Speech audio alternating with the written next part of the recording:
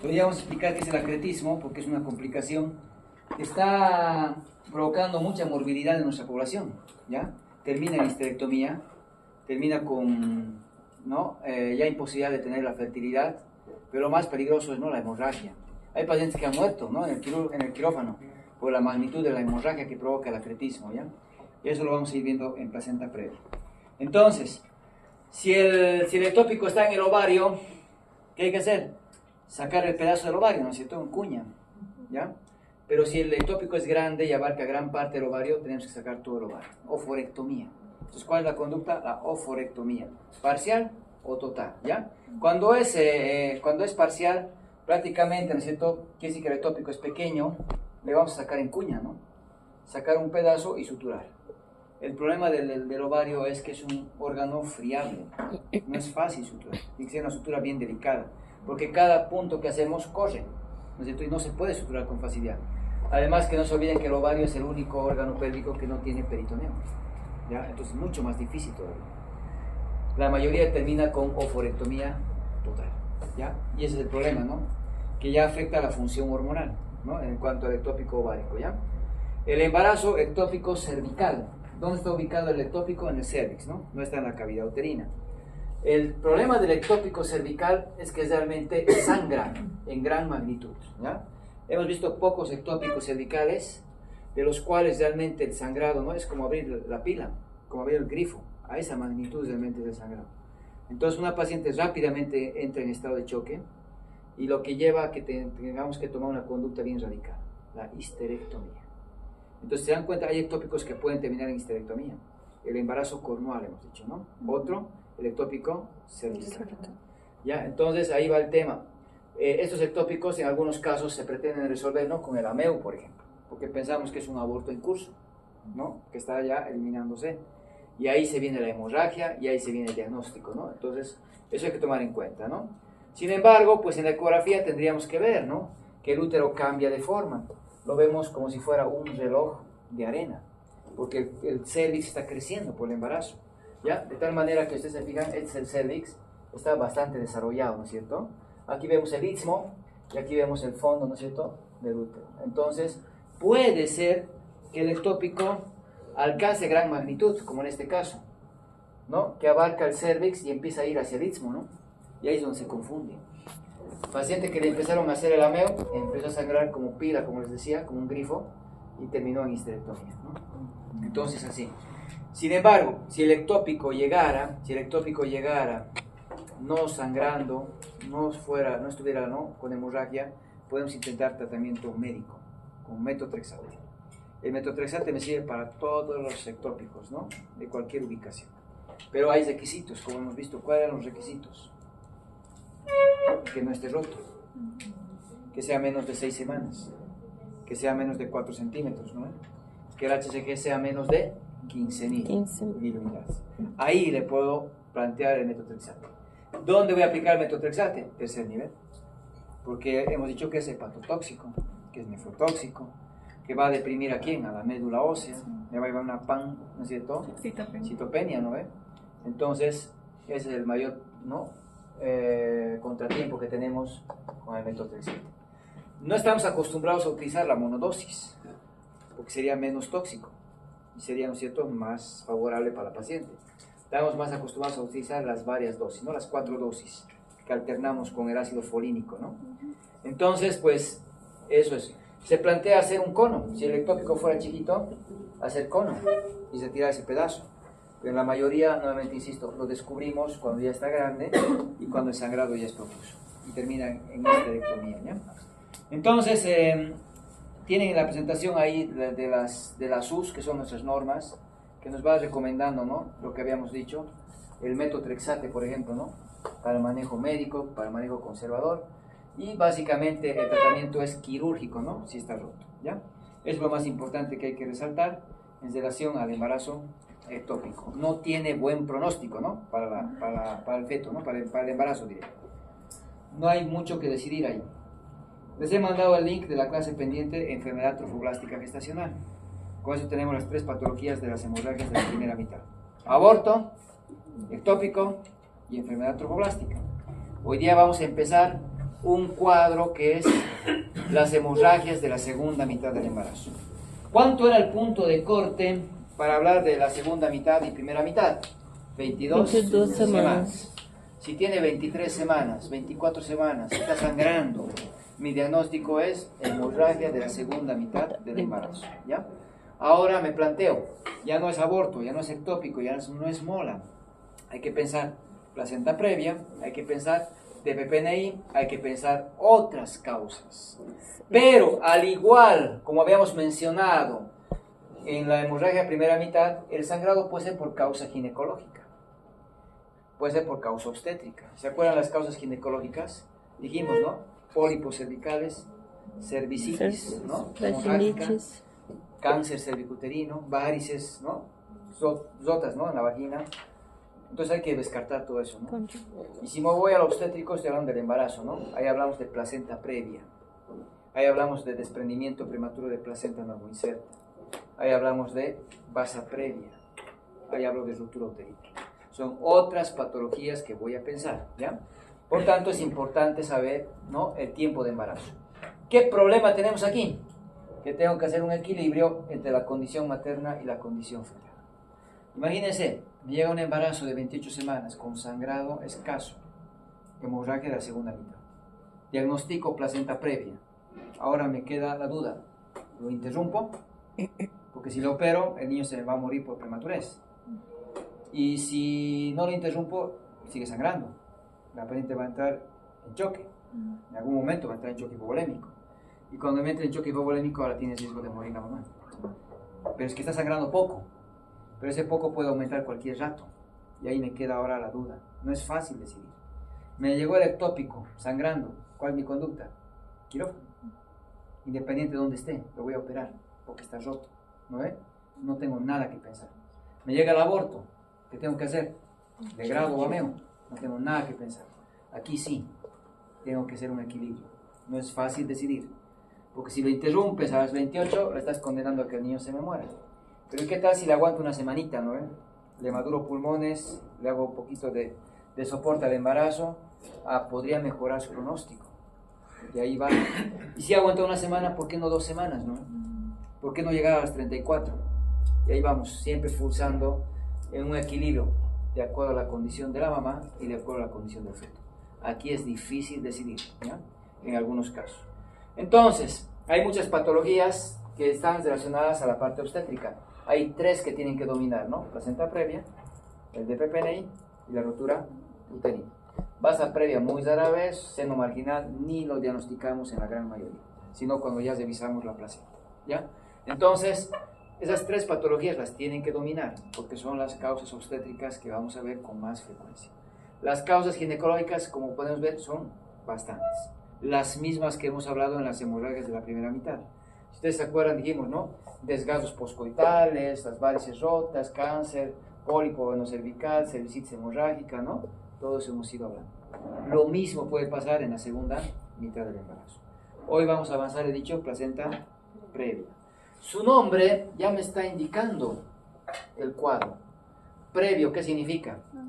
Delante de, ¿no? Delante de. Entonces, ¿delante de quién va a estar la placenta? Delante del feto. Entonces, una placenta previa, la placenta está ubicada delante del feto. Por tanto, no le va a permitir que el feto siga el canal de parto, ¿no? Normalmente, ¿dónde se implanta la placenta? En el fondo uterino. ¿Por qué en el fondo y no aquí abajo? El útero tiene partes. Tiene fondo, tiene cuerpo, tiene un istmo, ¿se acuerdan? Istmo, y tiene un cervix. El istmo es bien delgadito, es una zona de transición, que cuando está embarazada se convierte en segmento uterino inferior. El embarazo no hay istmo, se lo llama segmento uterino inferior, ¿ya?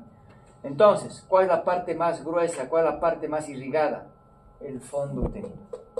El istmo se va haciendo cada vez más delgado y más grande.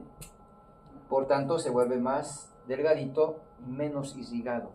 El segmento uterino inferior es delgado y es poco vascularizado. Por tanto, no es óptimo para que la placenta se desarrolle. ¿dónde se va a desarrollar mejor la placenta? En el fondo uterino. Y esa es su ubicación normal. Ahora, ¿se acuerdan cuando les dije? El trofoblasto, cuando se adelanta mucho su implantación, se va a implantar en la trompa, ectópico. Si se retrasa, no se va a implantar en el fondo, se va a implantar aquí abajo, ¿no ven? Placenta previa. Si se retrasa mucho más, les he dicho, ni siquiera se va a implantar y se lo va a eliminar. Entonces, ese es el problema. No es un lugar normal de implantación que la placenta esté aquí abajo, ¿ya? Uno, porque es un lugar que es poco irrigado, no es favorable para que se desarrolle la placenta. Segundo, la placenta no le va a permitir el paso del feto a través del canal de parto. No va a haber parto, no va a poder nacer.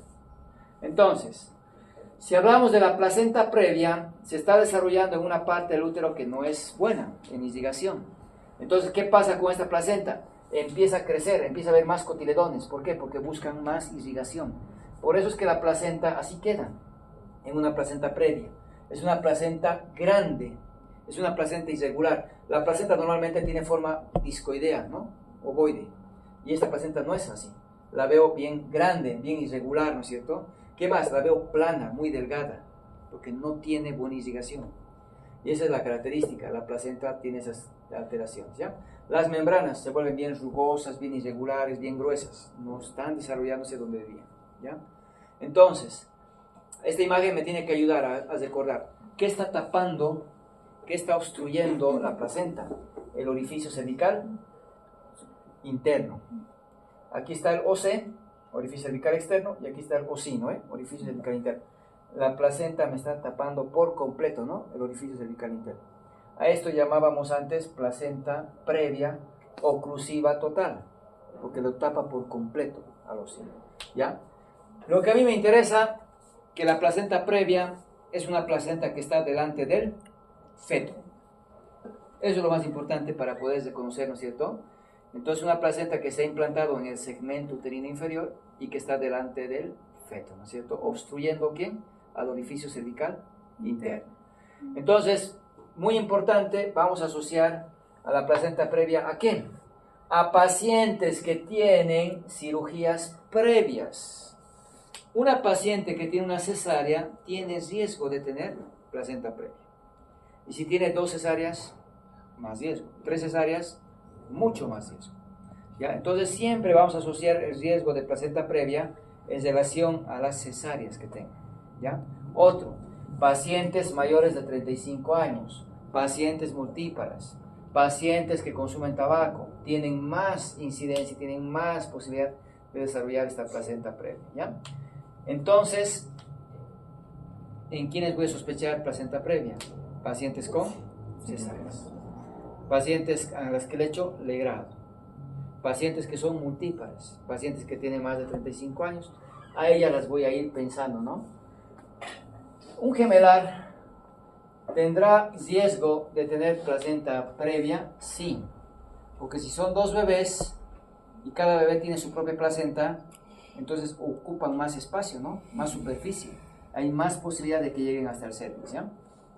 Y si es una sola placenta que les nutre a 2 bebés, lo propio es una placenta grande que tiene más posibilidad de llegar hasta el orificio cervical.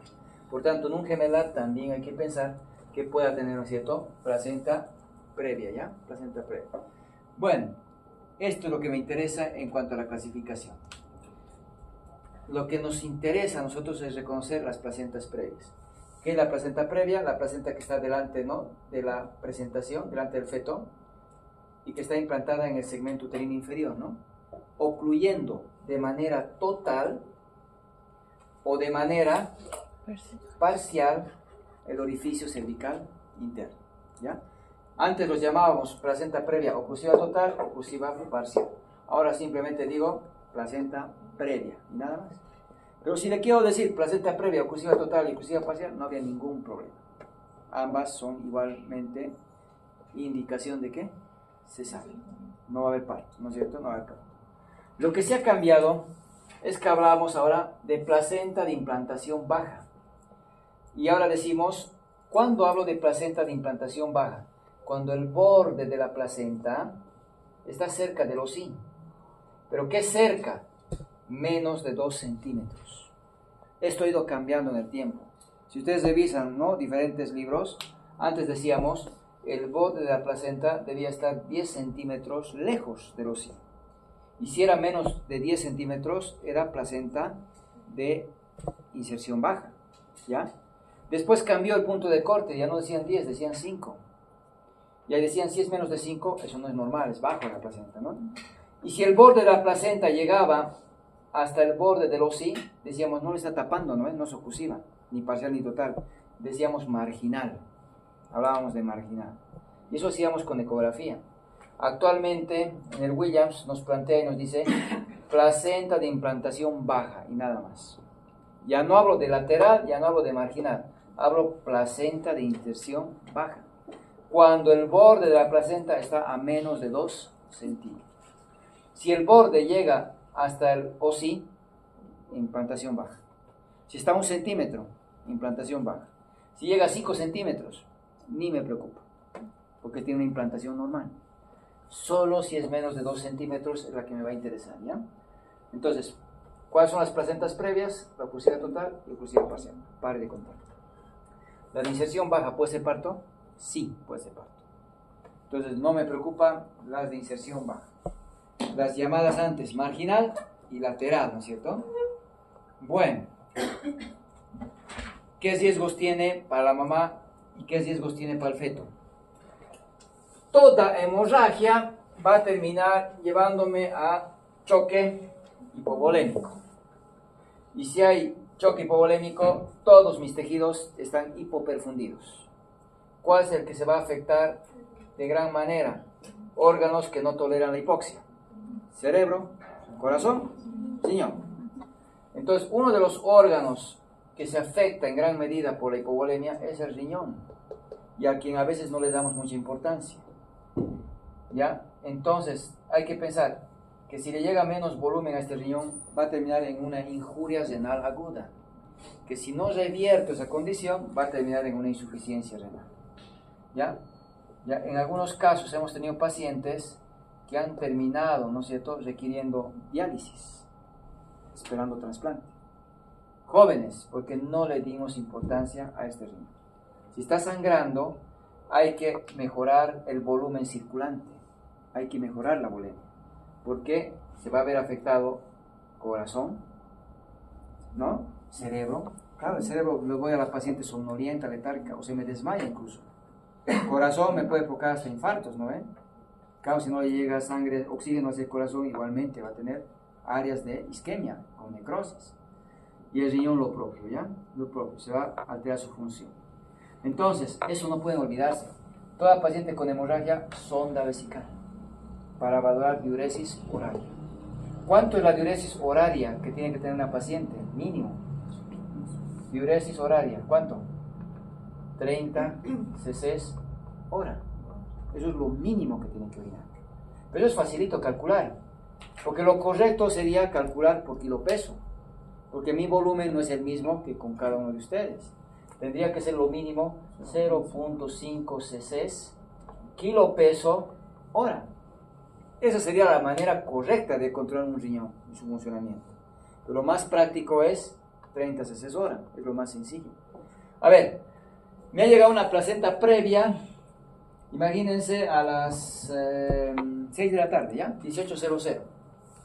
Le hemos ingresado a operar, le pusimos sonda vesical, bolsa colectora, le hemos operado, desde ahí no hemos parado en la guardia, un parto más, un legrado, miramos las 8, dejamos la guardia y nos fuimos. Estoy entrando a la guardia, a tomar a las 8. He entrado sobre una cesárea y ahora a las 9 la estoy viendo a esta paciente, a las 21:00, porque realmente está pesada la guardia y no me he dado tiempo para valorar. Y reviso la bolsa colectora, ¿ya? Y en su bolsa colectora encuentro que hay 100 cc de diuresis. No le han vaciado, esa es la orina que ha tenido desde que ingresó a quirófano. ¿Cuántas horas ha pasado? Desde 18 hasta 21. 3 horas. Muy bien. Entonces lo que hago es dividir 100 cc entre 3 horas. ¿Cuánto es su diuresis? 33. 33. ¿Está con buena diuresis o no? Sí. Está con una diuresis aceptable. Porque si hubiera sido menos de 30, estaría con oliguria. Como está con 33 cc hora, está con buena diuresis, ¿ya? Es que yo no puedo dejar 3 horas sin monitorizarlo. ¿Qué tal si me hubiera dado 20 cc hora? A ese pobre señor lo estaba fundiendo 3 horas. Por suerte me da una buena diuresis, ¿no es cierto? Entonces hay que seguir controlándole a cada hora. Tengo que hacer el cálculo. Cada hora tengo que monitorizar. Por eso dice diuresis horaria. Hay que monitorizarle hasta que se estabilice, ¿no? Bueno, sobre todo eso hay que tener cuidado. Porque si tenemos, por ejemplo, imagínense que me hubiera dado 20 cc hora, está como Liguria, ¿no? Está como Liguria. Ahí sí me preocupo. Le pido prueba de función renal. Le paso una carga de cristaloide, ¿no? 500 a chorro. Le pido función renal y me da un valor de creatinina de 1 miligramos de decilitro. ¿Cómo está esa creatinina? ¿Está bien o no? Sí, está bien. Es que el valor de la creatinina es de 0.5 a 1.2 o 1.4, dependiendo del rango de laboratorio. 1.4 en la población general, no en la embarazada. En la embarazada, desde 0.9 ya está con compromiso renal. Entonces, ¿cómo está esa creatinina? Alterada. Y se está dejando enmascarar porque estoy extrapolando valores de la población no embarazada. La embarazada tiene otros valores, otros parámetros, ¿ya? Con 0.9 consideren que ya hay daño renal. Producto tal vez, ¿no es cierto?, de la hipoperfusión que le ha provocado la hipovolemia. Entonces no descuidemos la función renal, sea aborto, sea ectópico, sea mola, sea placenta previa. En cualquier hemorragia hay que controlar diuresis oral. Hay que controlar balance hídrico. Líquidos administrados menos líquidos eliminados, ¿no es cierto? Líquidos eliminados son pérdidas sensibles más pérdidas insensibles. ¿Cuánto pierdo al respirar? ¿Cuánto pierdo en la defecación? ¿Cuánto pierdo, ¿no es cierto?, con el vómito, con la diuresis, ¿no? Todo eso hay que sumar. Y así hay que monitorizarla, ¿ya? Y eso lo aprenden muy bien en cirugía, ¿no? Les enseñan muy bien en cirugía. Porque ellos manejan muy bien líquidos y electrolitos. Pero es que los líquidos y electrolitos me sirven para otras pacientes también, en este caso para obstetricia, ¿no? Bueno, diuresis horaria, no se olviden, ¿ya? 30 cc hora, que lo facilito. Si tuviera que calcular el peso, por ejemplo, en 4 horas mi paciente pesa 70 kilos, ¿ya? Y ha orinado 150 cc. 150 cc. ¿Cuánto es su diuresis horaria? Ah, es que si tengo peso, dividen entre el peso. Si no tengo peso, la paciente está inconsciente o letárgica, no la voy a poder pesar. Lo calculo, volumen entre horas, ¿no ven? En este caso, dividamos volumen 150 entre 4, ¿cuánto me da? 37.5. Divídalo entre 70 kilos. 150 por 70. ¿Cuánto? 0,5. 0,5. 53. ¿Cómo está mi diuresis? Bien. Todavía está aceptable, ¿no? Todavía está aceptable. 0.53 cc kilopeso hora, ¿no?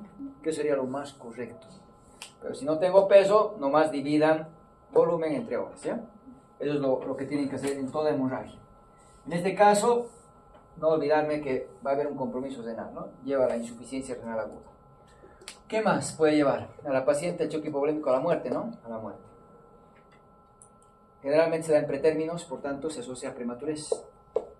Y la prematurez, producto de la inmadurez de diferentes estructuras, puede provocar la muerte del feto también, ¿no? Entonces hay que tener mucho cuidado con las hemorragias, ¿ya? De la segunda mitad en este caso. A ver, ¿cómo diagnostico la placenta previa? Lo más típico es una hemorragia rojo rutilante, rojo vivo. Y es un sangrado externo, lo voy a ver. Le coloco un paño, está en decúbito dorsal, me manchó 2 gotitas. Eso es lo que ha sangrado. El sangrado es externo. El sangrado es rojo vivo. El sangrado es intermitente. Sangra gotitas ahora, va a dejar de sangrar, al rato va a sangrar otro poquito más y así. Es progresivo. Hoy ha sangrado gotitas. Hoy día en la noche va a sangrar mucho más. Mañana va a amanecer un charco de sangre. Aumenta el sangrado. Y lo que le caracteriza a la placenta previa es que no va acompañado de contracciones. No hay dolor. Por eso decimos sangrado silencioso, ¿no? Hemorragia silenciosa. No hay dolor, ¿ya? Eso me tiene que ayudar a reconocer una placenta previa. Sangrado rojo vivo, externo, intermitente, progresivo, ¿no es cierto? No doloroso, ¿ya? No hay dolor. Al principio, como sangra poco, no le afecta al feto. ¿Cómo va a estar la fetocardia? Normal. No es común que haya pérdida del bienestar fetal. Ya no hablamos de sufrimiento fetal agudo. Ese diagnóstico hay que ir sacando ya de nuestros diagnósticos. En lugar de decir sufrimiento fetal agudo, utilizamos el diagnóstico de riesgo de pérdida del bienestar fetal. Es el diagnóstico que tenemos en los protocolos y en las normas. Williams nos habla de estado fetal no tranquilizador. Ya no habla de sufrimiento fetal agudo. Sea cual fuera, ¿no es cierto? Hay que ir quitando este diagnóstico. Es un diagnóstico muy arraigado. Porque lo han operado, sufrimiento fetal. ¿Ya? Sin embargo, los protocolos ya no lo utilizan, ya no lo mencionan. Entonces, el feto va a perder su bienestar, es raro en una placenta previa. Su fetocardia está dentro de los rangos normales. Salvo esté con un choque hipovolémico, grado 3 o grado 4, donde el feto hasta se puede morir. Entonces, si te preguntan, ¿el feto pierde su bienestar en la placenta previa? Rara vez, cuando el sangrado es profuso, cuando el sangrado es abundante. Porque por lo general el feto no tiene pérdida de su bienestar, ¿ya? A diferencia de otros cuadros como el de DPPNI, que sí el feto o está muerto o ha perdido su bienestar. Entonces, muy distinto el cuadro que vamos a ver eso día de mañana, ¿no? Bueno, entonces, si la placenta está aquí abajo, ¿le va a dejar que el feto se acomode y la cabeza entre la pelvis? No. El feto puede estar en transverso, el feto puede estar en pélvico, es decir, no va a estar con una estática normal, ¿ya? Porque la placenta no le deja acomodarse, ¿no? No le deja acomodarse. Ahora, el sangrado se va a dar durante el embarazo, pero también se puede dar durante el parto, ¿no? Durante el parto. ¿Por qué da el sangrado? Si ustedes se acuerdan de esta imagen, y aquí les dije, ¿no? ¿Dónde está implantada la placenta? En el segmento uterino inferior. El segmento uterino inferior se va haciendo cada vez más delgado y más ancho. ¿Por qué? Porque las fibras se van traccionando hacia arriba. Así se forma el segmento. Las fibras se van traccionando hacia arriba y se va haciendo cada vez más ancho y más delgado, ¿no es cierto? Entonces, por ejemplo, en esta imagen, ¿dónde está? En esta imagen, tengo una placenta de inserción baja, ¿no es cierto? Está a 1 centímetro del OSI. Si el segmento se va a ir formando y va a ir subiendo, ¿no es cierto? También a la placenta me la va a subir hacia arriba. ¿Y eso qué va a provocar? Que la placenta se va a ir alejando del OSI. ¿Ya? Eso va a ir alejándose y va a llegar un momento en que puede llegar a estar a 5 centímetros, por ejemplo, del OSI. Este fenómeno se llama migración placentaria. ¿Qué es la migración placentaria? El cambio, ¿no?, de ubicación o de relación de la placenta en relación al OSI. ¿Por qué se da eso? Por la formación del segmento. ¿El segmento cómo se forma? Adelgazándose por la tracción de fibras que se van hacia arriba. Eso va provocando que este segmento se vuelva cada vez más ancho y más delgado. ¿Qué va a provocar con la placenta? Que se la va a ir llevando más arriba. Se va a alejar del OSI. Por tanto, yo quiero saber a cuántas semanas voy a saber dónde está ubicada la placenta de manera definitiva. A las 28 a 32 semanas. Le hice una ecografía a las 22 semanas y me dicen placenta marginal, borde de la placenta llega al borde del OSI. Entonces tengo una placenta de inserción baja, ¿no es cierto? Le tengo que hacer un nuevo control. ¿A cuántas semanas? 28 a 32, porque ahí voy a saber la ubicación definitiva de la placenta, porque hasta esta semana se forma el segmento, hasta esta semana hay la migración placentaria. Ahí ya voy a saber si se quedó como placenta previa o placenta lateral o como qué. ¿Me entienden, no? Por tanto, no me voy a adelantar en diagnósticos.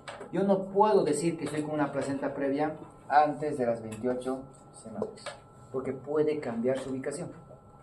No es que la placenta se mueva, porque migración me da a entender que la placenta cambia de ubicación y se mueve. No, simplemente la placenta es traccionada hacia arriba por la formación del segmento, ¿ya? Y eso es lo que se conoce como migración placentaria. Schwartz me dice, la migración placentaria se puede dar hasta las 34 semanas. Pues que en realidad, ¿hasta cuántas semanas ya sé la ubicación definitiva de la placenta? 28 a 32. Por tanto, hasta esa edad puede darse la migración placentaria. Después ya no se cambia de ubicación, ¿ya? Clínica. Ya es sospechado, no hay contracciones, está sangrando, tiene más de 22 semanas, el sangrado es rojo vivo, el feto está con una fetocaria dentro del rango, mi diagnóstico es placenta previa. ¿Ya qué tengo que hacer para confirmar? Ecografía. ¿Cuál ecografía? ¿Transvaginal o transabdominal? En la placenta previa está contraindicado hacer tacto vaginal. ¿Por qué?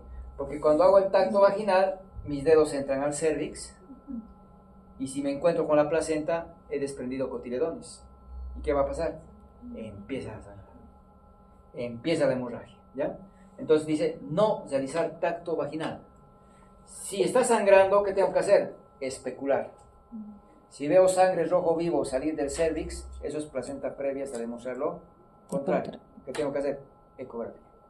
¿Qué ecografía le voy a pedir? ¿Abdominal o vaginal? ¿Cuál tiene más valor? Transvaginal. Transvaginal es más fidedigna. Pero le puedo hacer abdominal también. El problema de la abdominal es que hay que llenar vejiga. Hay que llenar vejiga. ¿Cómo vamos a llenar vejiga? Tomando líquido. Tomando líquido, ¿no? Y si le tengo que operar, ahí tengo problemas, ¿no? Porque no debe haber contenido gástrico. Pero se podría hacer igual. Muchos te van a decir, transvaginal, no, le va a hacer sangrar. Es que el transductor no entra al cérvix. El transductor llega hasta tocar el cérvix, pero nunca entra dentro del cérvix. Por tanto, se acerca de tal manera que es fácil diagnosticar con mayor precisión por la vaginal que la abdominal. El tacto, en cambio, sí entra los dedos dentro del cérvix y ahí sí hace sangrar. ¿Ya? Entonces, la transvaginal tiene 98%, ¿no?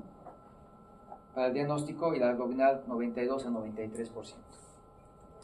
Aquí veo una ecografía transvaginal y miren la diferencia de las imágenes.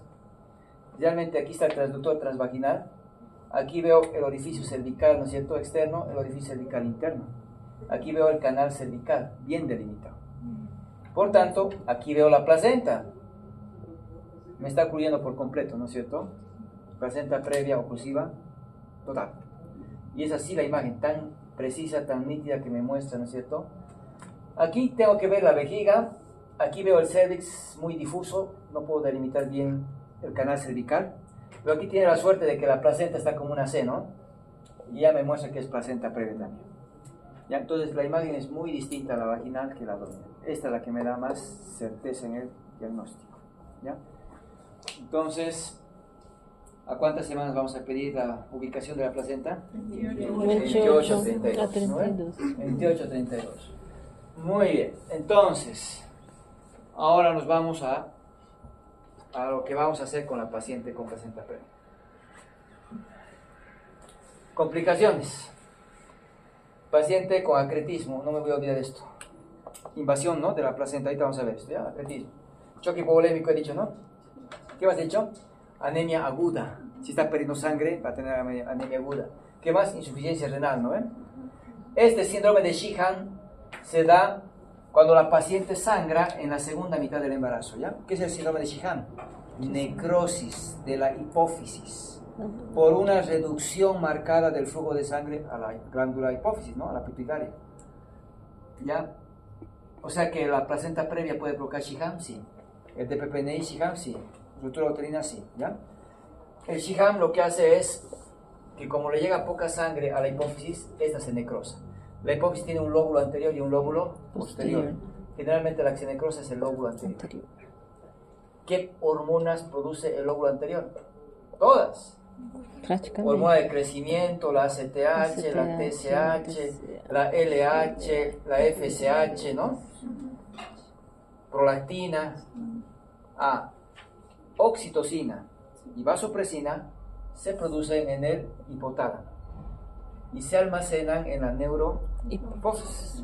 Por tanto, ni oxitocina ni la antidiurética se ven afectadas. Esta necrosis me provoca un panhipopituitarismo. Ya, un panhipopituitarismo. Todas mis hormonas se van a ver alteradas.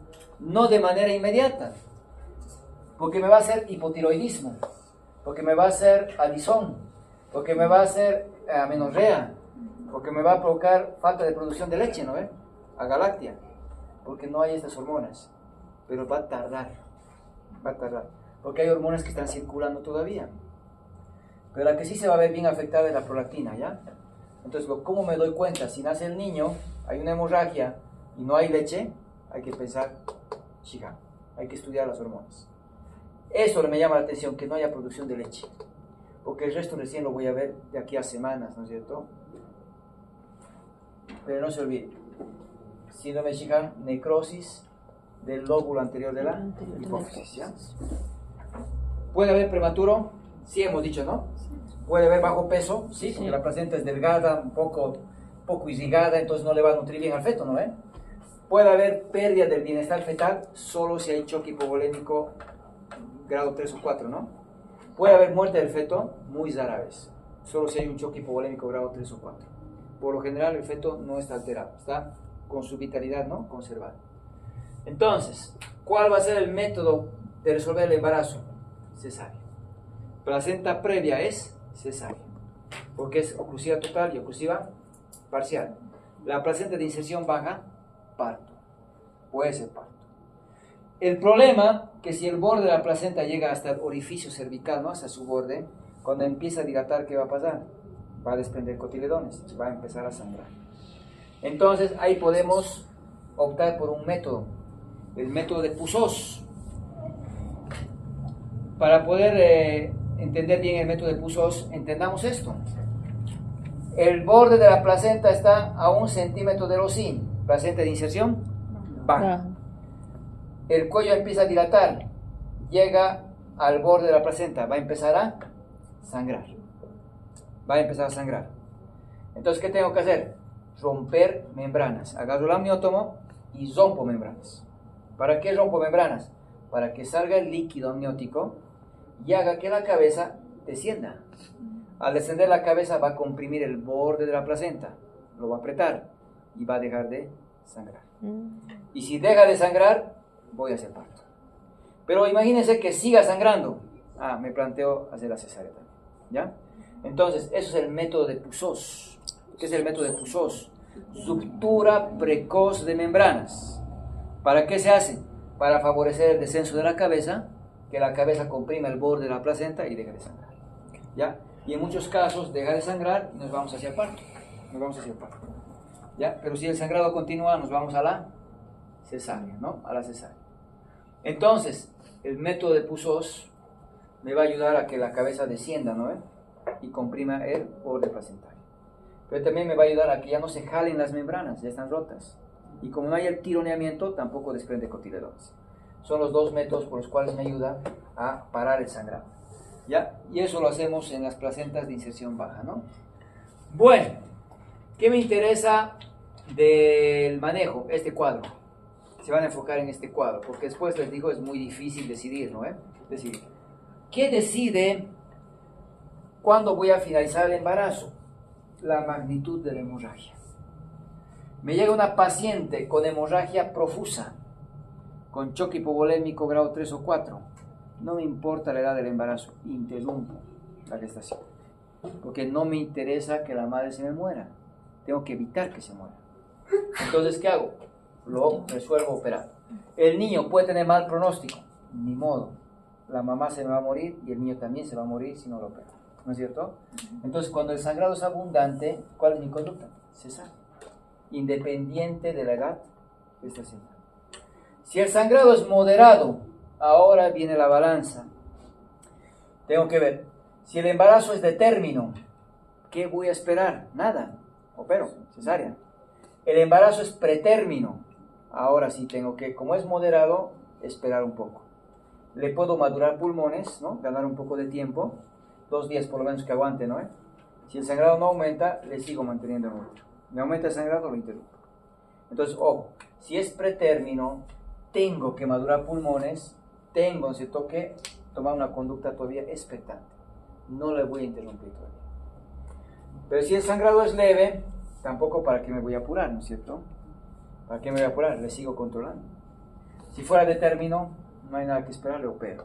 Si fuera pretérmino, tranquilo, le voy haciendo expectante, ¿ya? Entonces se dan cuenta, quien decide es la magnitud de la hemorragia. Cuando es sangrado moderado o leve, ahí ya me interesa la edad gestacional. y ahí hago la balanza, ¿no? De esperar, cuánto tiempo esperar, ¿no? Por ejemplo, imagínense que tenga una paciente con sangrado leve 28 semanas. ¿Para qué me voy a apurar, no? ¿Para qué me voy a apurar? Le sigo controlando, le sigo monitorizando, le voy a más bien mejorar su estado de anemia, ¿no? Le daré pues hierro, le daré tal vez transfusión de sangre si lo necesita.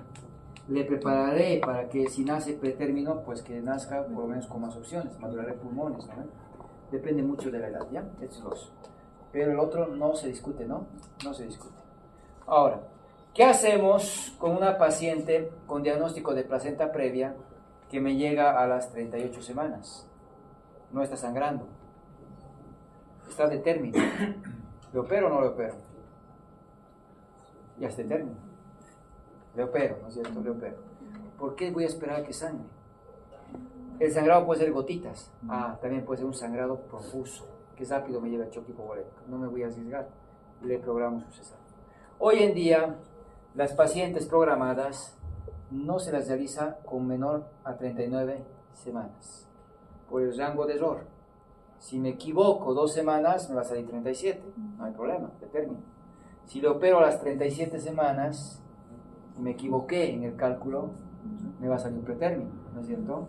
Hoy en día me recomiendan que las pacientes programadas sean de 39 semanas. Sin embargo, medicina materno-fetal me dice, no juegues con tu suerte. Que llega a 37, ya está maduro, no esperes más, opérale. Hay posturas de una y otra, ¿no? Literatura. Los médicos fetales me dicen, no te arriesgues. El sangrado que va a tener a las 39 semanas puede ser profuso y al final vas a entrar de emergencia, con paciente con choque hipovolémico, con paciente complicada. Y me dice, ya piensa en operar a las 37 semanas, y no esperes más, ¿ya? Pero la recomendación general me dice, las programadas idealmente a las 39 semanas. Hospital de Plarca me dice 38, como pueden darse cuenta hay posturas y posturas, ¿ya? Vamos a quedarnos con 38, 39 semanas, ¿no? Finalizar mi embarazo, cuando no hay sangrado y tengo el diagnóstico de placenta previo. Ahora sí, ¿se acuerdan que el trofoblasto invadía la decidua, ¿no es cierto? ¿Y formaba qué cosa? Placenta. Placenta. La decidua tiene 3 capas. Una capa compacta, una capa esponjosa y una capa basal. Igualito que el endometrio. El endometrio tiene basal, tiene esponjosa y compacta. En cada ciclo menstrual, cuando no hay un embarazo, el endometrio se descama. ¿Qué capa se descama? Compacta y esponjosa. Siempre se queda la basal, porque la basal regenera el endometrio. Lo mismo pasa en el embarazo. Ya no se llama endometrio, se llama decidua. La decidua tiene compacta, esponjosa y basal.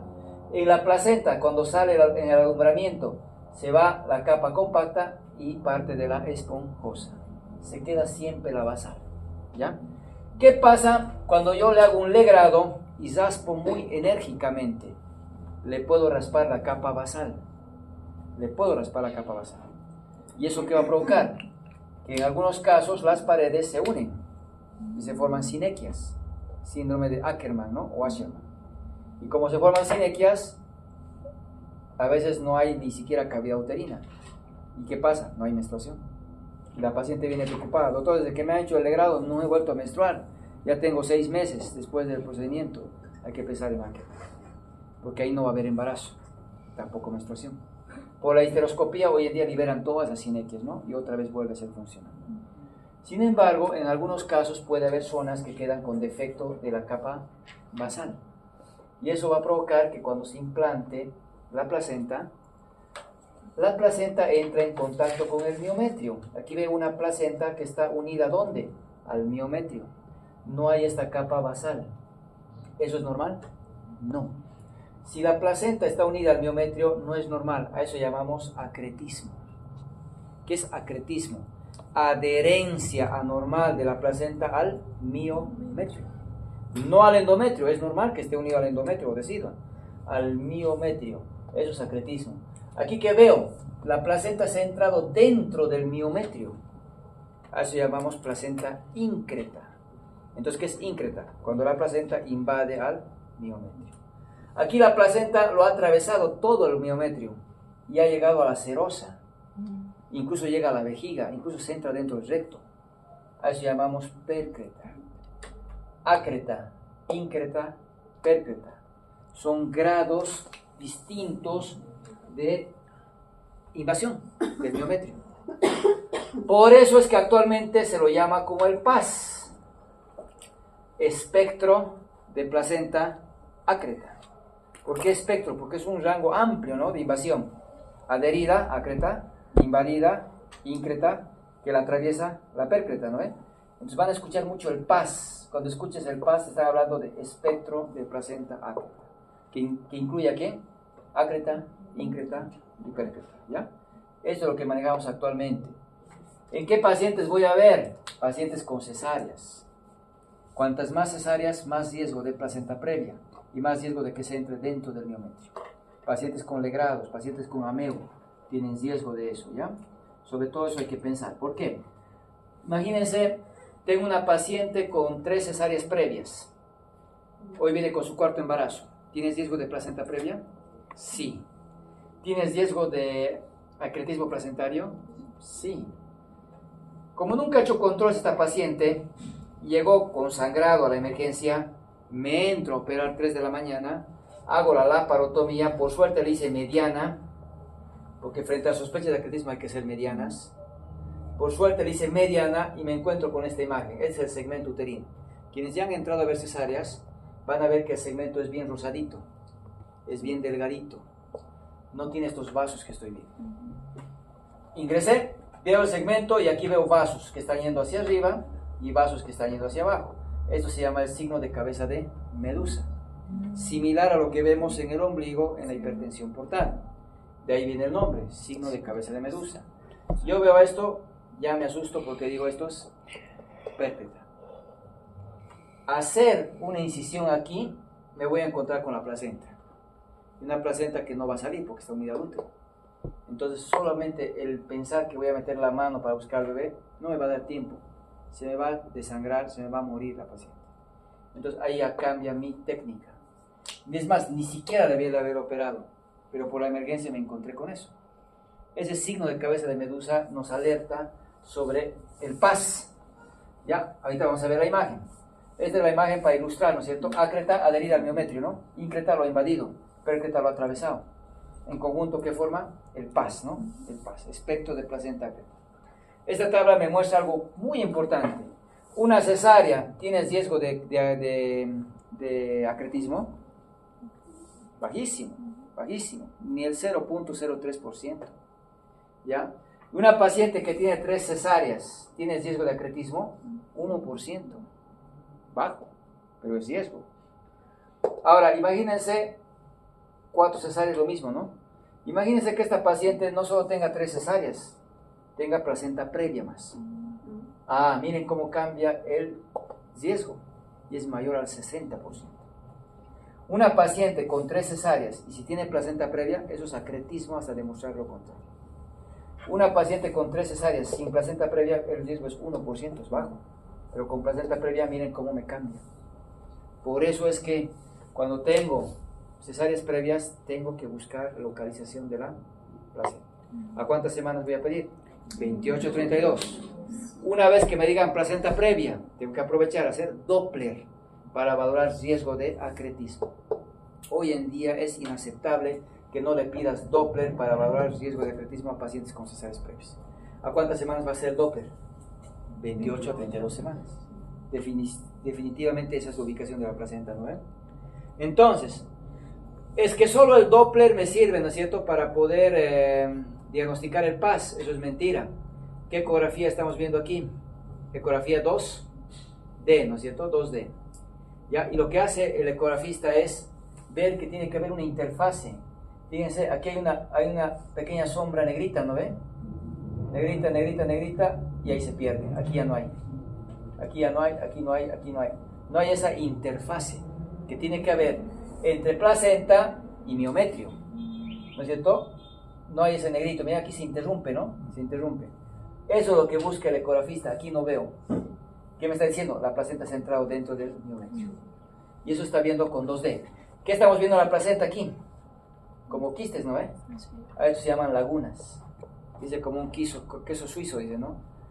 Estas lagunas no son normales. me está indicando vascularización aumentada, ¿ya? Esta imagen en 2D ya me hace sospechar de placenta con acretismo. Si agarro el Doppler, ahí me muestra cómo los vasos están entrando dentro del útero. Ahí me está mostrando que esas lagunas habían sido vasos. Y miren el flujo que tiene esa placenta. Con el Doppler ya me ayuda a diagnosticar, ¿no?, el acretismo, ¿ya? El acretismo. Eso es muy importante poder considerar. Ahí puedo ver incluso que la placenta, ¿dónde se ha entrado? Vejiga. Ahí estoy viendo que ha invadido hasta la vejiga incluso. Entonces, voy a querer sacar esa placenta, no va a salir. Le tengo que sacar un pedazo de la vejiga. Le tengo que sacar un pedazo del útero. Entonces realmente el Doppler así me muestra. Fíjense cómo me muestra la irrigación. Cómo los vasos, miren cómo se entran. ¿Y dónde están? Dentro de la vejiga incluso. Es una placenta con pérpeta, ¿no es cierto? Entonces el Doppler es regla. Tenemos que pedir ya. Tenemos que pedir Doppler a las pacientes con cesáreas previas. ¿Qué vamos a valorar? Riesgo de acretismo, ¿ya?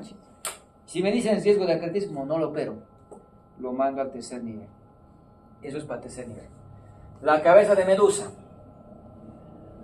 Como le hice incisión mediana, ¿no ven? Se ve la cabeza de medusa, ahora se amplía. Ombligo y hacia arriba.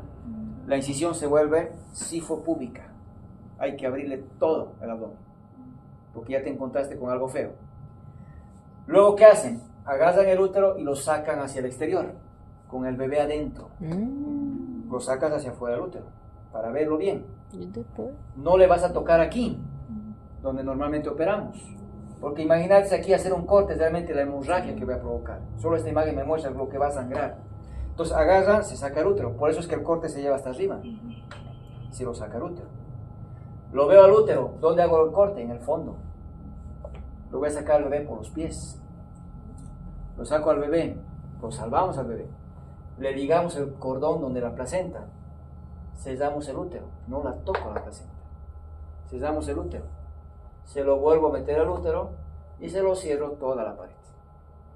Y se la mando al tercer nivel.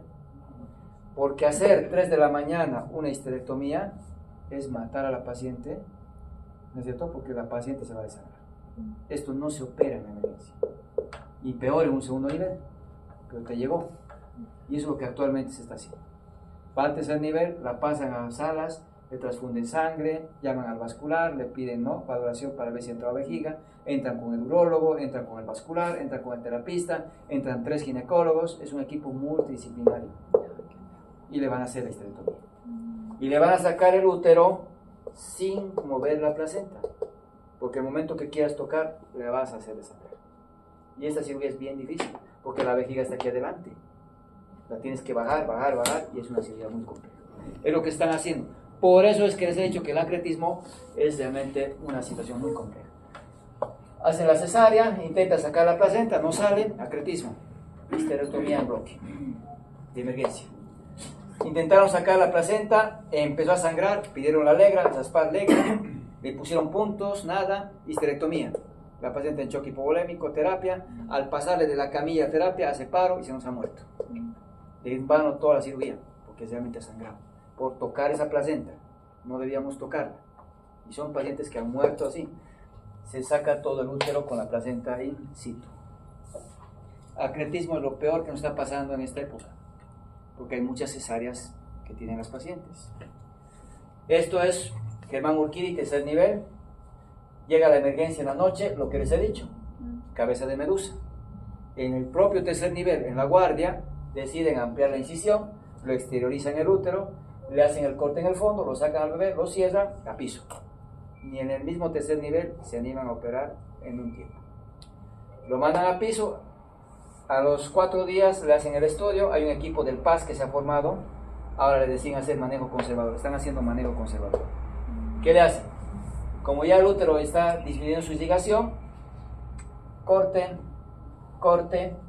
en sacabocado, ¿no? Todo eso sale con la placenta y lo suturan. Y el útero está conservado con la sutura y el fondo, ¿no?, que tenía. ¿Tendrá bebés? Hay que ver, a posterior. Pero le conservaron el útero. Ahora están haciendo en el Germán Urquidi manejo conservador, ¿ya? Eso hace que estas vasos, imagínense, hacer el corte como una cesárea común, ¿no? la hemorragia que va a provocar. Cambia la técnica, ¿no? Cambia la técnica. El acretismo, no se olviden, es una complicación gravísima. ¿En quién voy a sospechar? Pacientes con cesáreas o pacientes con legrados. ¿Qué le vamos a pedir? Doppler, ¿ya? Para ver si... Vamos.